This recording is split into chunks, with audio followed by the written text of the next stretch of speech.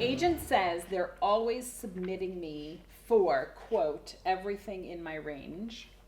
However, I just don't feel like they really get how serious, passionate, and committed I am about my career and where I want to take it. Do I need to possibly look for a new agent? Have you ever been in a position like this as an actor? Not an exact position, but I have certainly have friends who've been in this position. It's a very complex question, and it is one of the actor's dilemmas that has been with us forever and ever, and that is switching agents and when to do it and how to do it. And that would be where my first mind goes. It's a scary thing if you've got a representation, and but first thing I would say, do you have other agents' interest? You know, are you going to just drop off the end of the earth, or are you going to be able to move, fluidly to the next agent? That would be a real concern if I was going to counsel this person. I think the really successful actors I know do is that they actually have sub-agents in a bigger company, so that there's one that's taking care of their theatrical stuff and there's one taking their commercial stuff. Most of the time I hear this when they know they can make a lot of money with this actor in commercials, and that's what's their livelihood, so they're going to sort of lock them in there and not allow them to explore. I've had a number of friends that do that. And so that's a real struggle.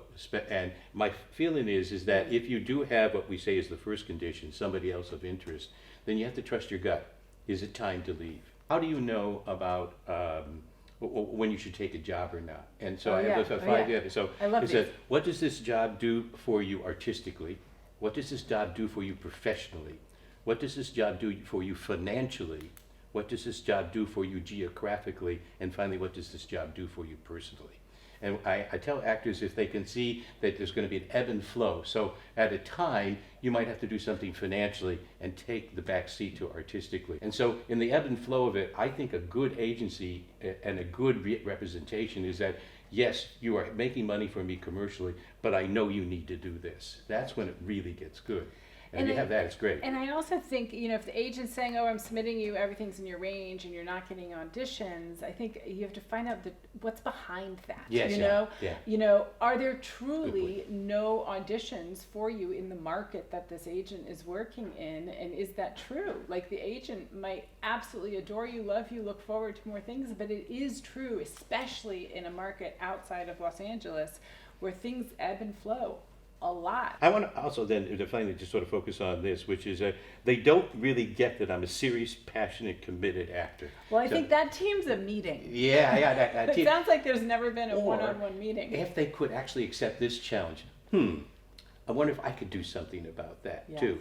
And so I would almost accept that as a challenge, as, oh yeah, watch this, and see if I could find a way to show them what I can do, say, on stage, what it is, what the substance I have. I almost would accept it as a challenge. If I could do that, I could somehow find a way of doing that, so they could actually see where my gut is, where my heart is, to do that, some sense of that. Yeah, because that's almost like actor fantasy. Show, not tell. That's the other thing. You can't tell someone you're serious. You're my agent, and I say, I'm serious, and I'm committed. Yeah, exactly. Dang it. Yeah, exactly. What's that going to do? No, because the agent's going to say, no, show me that. Yeah. There might be a reason why you're being sent out commercially. Right.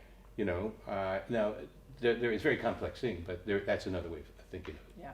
All right. I think that's a nice, broad answer to that question. Thank you.